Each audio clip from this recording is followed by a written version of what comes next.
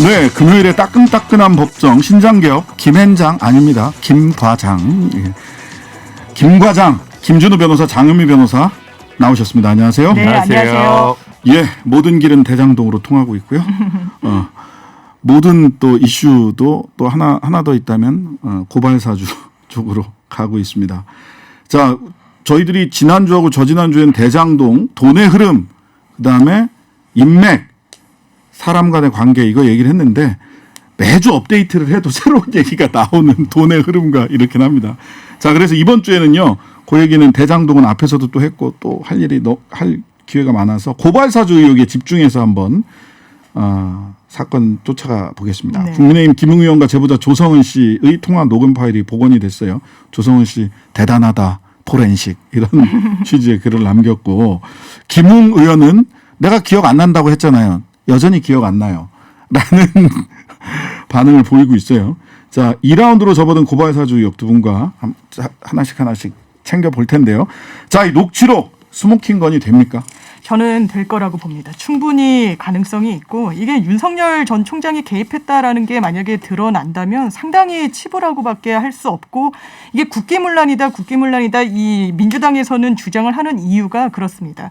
사실 그 당시에 윤석열 전 총장을 향해서 공세를 펼치는 범여권 인사들을 향해서 검찰이 아마 수사를 하고 싶었던 것 같습니다. 그런데 네. 수사를 할 수 있는 그 근거는 없었던 거고 인지해서 수사할 수는 있지만 그렇게 하면 정치적인 오해를 또 받을 수가 있고 네. 그런 상황에서 뭔가 본인들이 객관을 가장해서 수사를 할 수 있는 단초를 스스로 만들어냈다는 거죠. 네. 지금까지 검찰의 수사에 따라 결론 난 부분은 손준성 보냄이라는 이 텔레그램 메시지가 최소한 조작되진 않았다. 네. 그렇다면 손준성, 김웅에서 조성은 씨로 이 연결되는 그 고리 자체는 분명히 그 실체가 존재하는 것이고 그럼 손준성 검사가 아니라고 이야기를 하고 있지만 어디까지 경유해서 더 넘어갈 수밖에 없는지는 수사를 통해서 밝혀져야 되는 부분이고 네. 제가 또 검찰 좀 고위직에 계셨던 분한테 물었어요. 이게 사실상 가능한 일이냐 검찰 조직상 그랬더니 두 가지 경우가 있을 수 있다고 하더라고요. 하나는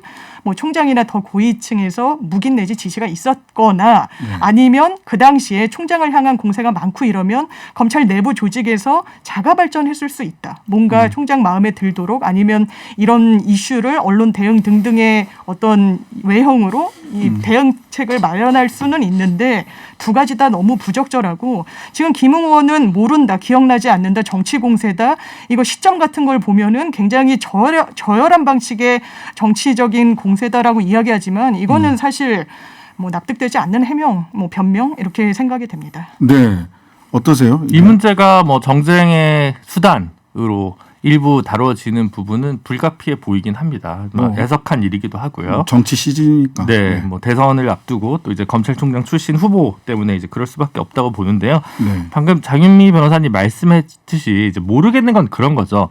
자가 발전, 즉 과잉 충성이냐, 아니면 지시냐. 네, 적극적 지시냐. 근데 과잉 충성, 자가 발전이었을더라도 사후적으로 인지했을 가능성이 있었을 것인가 없었을 것인가 이건 좀 궁금하긴 하죠. 근데 어쨌든 이 새로운 포렌식으로 인한 녹음 파일이 이제 등장하면서 이 부분이 전대미문에 아무 것도 없는 조작 사건이라고 부를 수는 없게 됐고 수사의 정당성 추가적으로 면밀하게 검토해 볼 필요성은 충분히 확인됐다고 보여집니다. 그렇죠. 정치 공작이다 이렇게 얘기를 했었으니까 네. 윤석열 총장 쪽에서는 정치 공작이다 이렇게 얘기를 했었고 그 다음에 자 과잉 충성이다라고 하더라도 저는 이런 건 있는 것 같아요. 충성했다는 거를 그 충성의 대상에게 알려줘야지 충성의 효과가 있는 거 아니에요? 그렇죠. 해석적으로 얘기해서 네. 알려드려야 그게 효과가 있는 거 아니에요? 제가 김웅 검사한테 얘기해서 했습니다. 이렇게까지는 보고 안 했더라도 이렇게 고발장이 해서 들어올 겁니다. 네, 야당 쪽이랑도 좀 얘기가 잘 되고 있습니다라든가 이렇게 넌지시 얘기했을 개연성을 사람들이 추론하는 것은 지극히 정상적인 사고지 음모론적 사고까지는 아닌 것 같습니다. 네, 굉장히 말을 조심스럽게 하시네요 오늘 김 변호사님. 청취율 조사 기간에 공정한 방송으로서 거듭나기 위해서 노력하고 있습니다. 패널도. 네네.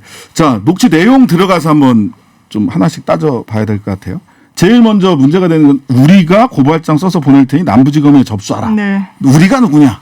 그렇죠. 우리가 오늘 누굽니까? BGM으로 공변호사님. 송창식 씨의 우리는 한번 넣어줬으면 좋을 것 같은데. 우리가 누굽니까? 그러니까 여기 우리는 현실적으로 조성은 씨와 김웅 씨가 같은 당의 선대위에서 지금 같은 당에 있는데 그렇죠. 그러면 이거를 뭐 국민의힘 내부의 선대위에 무슨 법률팀이 있어가지고 그걸 우리는이라고 하진 않았을 것 같고 그렇죠. 지금 현실적으로 네. 그렇다면 보다 더 김웅 후보자가 당시에 소속감을 갖고 있던 다른 집단과 자신을 포함시켜서 이야기했을 가능성이 되게 높다고 보여집니다. 아유, 이렇게 빙빙 둘러서 얘기해요. 검찰이라고 왜 말을 못하세요? 왜 말을 못해? 뭐 그렇게 보여지는 해석이 훨씬 더 설득력 있다고 생각합니다. 그러니까 네. 말하자면 그 조성은 씨가 당시 그 국민의힘 선대위 부위원장이었어요. 그렇죠. 네. 예, 중앙선대위 부위원장이었는데 우리가 써서 당신한테 보낼 게잖아. 우리가 고발장을 써서 보낼 테니 남부지검에 접수하라.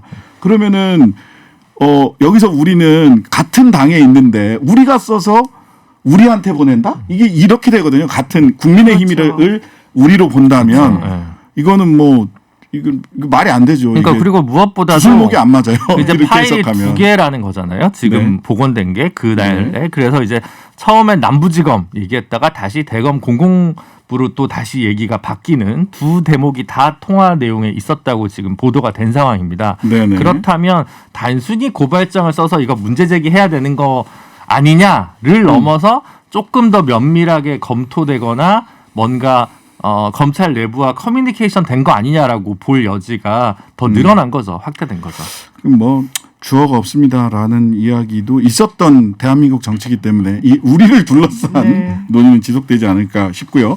자, 그다음에 우리 장 변호사님한테 여쭤볼 네. 거는 제가 대검에 가면 윤석열이 시킨 게 되니까 저는 쏙 빠져야 한다. 물론 이 윤석열이 시킨 게 되니까라고 했을 때 이게 실제 워딩이냐 아니면 그런 취지냐라는 것에 대해서는 언론에서 보도가 조금 다릅니다. 윤석열 캠프 쪽에서는 MBC만 이렇게 보도했다라고 하는데 제가 뭐 YTN이나 이런 거 확인을 해보니까 다른 언론에서도 그런 취지로 녹취록 내용이 있다. 윤석열이 시킨 게 되니까라는 취지로 돼 있다라는 식으로 나와 있긴 해요. 근데 요거는 어쨌든 취지가 그렇다는 것인지 실제 워딩이 그렇다는 것인지는 한번 밝혀봐야죠. 예, 밝혀봐야 되는 지금 거고요. 보도 보면 조성은 씨가 일단 정보공개 청구했다는데 그거랑 별도로 핸드폰을 이제 반납을 받아서 그걸 사설 본인이 또 포렌식 업체로 갔다고 지금 보도가 용산으로 들어- 가셨군요. 네, 그런 것 같습니다. 그러니까 조성은 씨의 그동안의 행적을 보면 본인이 이제 이거를 포렌식으로 확보를 하게 되면 이걸 본인이 스스로 또 오픈할 개연성 혹은 본인을 통해서 다른 언론을 통해서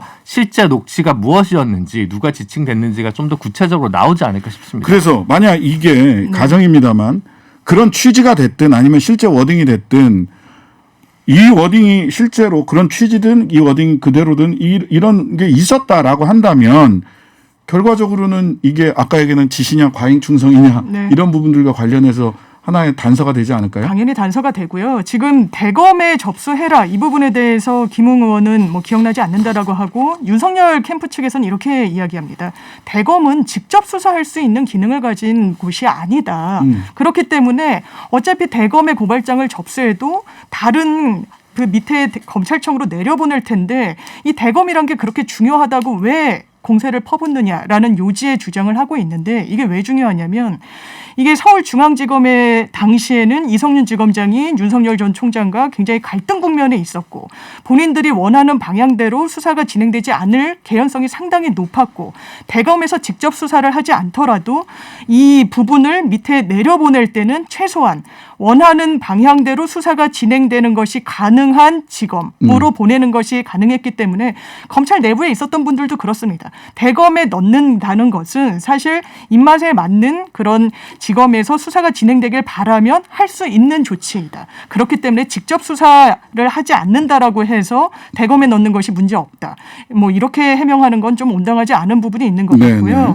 그렇다면 굉장히 잘 설계된 것과 같은 좀 치밀하게 이 접수를 하는 관할부터 이 고발장 내용까지 실제로 거기에 당사자의 뭐 실명 판결문까지 첨부를 하는 형태로 이거는 검찰의 개입이 사실상 없다면 검찰이라는 상수를 빼고 이 사건은 설명이 안 돼요. 논리적으로 구성이 되질 않습니다. 네네. 그래서 이제 결국은 추가 수사가 문제인데요. 네. 지금 손준성 검사가 그 수사정보정책관실의 정책관으로 있을 때 밑에 담당관이 이제 2명이 있었습니다. 다 압색당했죠. 네. 네. 근데 1담당관, 2담당관이 있는데 2담당관이 보통 정보 수집 기능을 하고 1담당관이 뭐 검증 기능을 한다고 알려져 있었거든요. 네.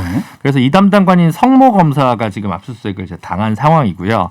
근데 이제 추가적으로 또 A 검사라고 해서 그 성까지 특정은 되지 않았는데 이제 그 검사도 압수수색이 됐다는데 이건 뭐냐면 대검이 원래 검찰총장 직속의 검찰 연구관들이 꽤 많습니다. 근데 그렇죠. 그 중에 수사정보실록 2020년 상반기 당시 기준으로 수사정보실로 배당받아 있는 대검 검찰 연구관이 또 2명이 더 있어요. 그래서 네. 아마 이 둘 중에 한 명 혹은 뭐를 지금 지칭의 대상으로 해서 압수수색이 이루어진 것으로 보이고요. 손준성 검사 같은 경우는 이른바 그 윤석열 총장 징계권에서 문제가 됐던 판사 사찰 문건 작성자로도 알려져 있는 있죠. 상황이기 때문에 네. 이와 관련돼서 충분히 의심해 볼 만한 인적 인물들을 대상으로 지금 수사가 진척이 되고 있는 것으로 보입니다. 네. 그 여당은 윤 전 총장 수사가 불가피한 상황이다라고 공세를 하고 있고요. 이재명 후보도 사퇴까지 언급하면서 맹공을 했습니다. 그 반면 이준석 대표는 새로운 내용이 나온 것은 없다. 윤 전 총장 노출록 유출 경위한 시점에 이거 정치 공작이다. 뭐 이런 취지였어요. 네. 근데 이제 일단 새로운 내용도 있고요. 사실. 있죠. 그다음에 새로운 이미 있었던 내용이라 하더라도 증거가 나온 거잖아요. 그렇죠. 그렇죠. 그러니까 새로운 내용이 없다라는 말은 일면의 진실이지만 사실은 새로운 증거가 나왔다. 사실은 없던 증거가 나왔다는 측면에서 이 녹취록은 굉장히 증거 가치가 높다. 이렇게 보이는데요. 자, 시점이나 의도를 두고 의혹이 증폭시키고 있죠. 윤 후보 쪽에서는. 그렇습니다. 자, 이 수사에 또 어떤 이게 난관으로 작용하지 않을까 하는 생각이 드는데. 사실 정치 공세다 이야기를 하는데 지금까지는 조성은 씨 일방의 견해 주장이었던 거죠. 뭐 대검에 접수를 하라고 하더라. 뭐 네. 이런 이야기 등등 전혀 아니라는 게 지금 국민의힘의 입장이었던 것이고 뭐 심지어 고발을 사주한 것이다. 이거는 뭐 역으로 뭐 제보를 사주했다라고 하면서 맞불을 놓기도 했고. 네. 그런데 실제로 이 녹취를 그 당시에 고발장을 전달받은 그 일자의 2가지 녹취 버전을 풀어봤더니 실제로 대검에 접수해라 등등 내가 접수하면 검찰이 시킨 걸로 생각할 수 있다. 그러니 당신이 네가 접수를 해라. 이렇게 워딩까지 나왔다면 최소한 지금까지 사실 굉장히 그 메신저를 공격하지 않았습니까? 이 네, 조성은이라는 그랬죠. 사람을 타겟팅해서 굉장히 공격을 많이 했는데 이 사람의 진술이 다 진실이었다는 게 객관적으로 드러난 거죠. 그렇다면 이게 새로운 사실이 전혀 없는 거다. 이건 주장은 온당하지 않고 정치적 공세에 불과하다. 이 주장 역시 타당하지 않습니다. 이 부분은 정확하게 살펴보고 왜 이런 고발장이 실제로 접수까지 돼서 최강욱 의원 같은 경우에는 기소돼서 재판까지 받고 있잖아요. 1심에서 그 의원직 상실형까지 받았어요. 그렇습니다. 공사권 심지어. 남용으로까지 볼 수 있는 부분이 있어서 이건 상당히 좀 엄중한 사안이라고 저는 생각합니다. 네. 이 하나만 더 김 변호사님 그 조성은 씨가 제보자 조성은 씨가 네. 정보공개 청구했는데 네. 이거 줄까요?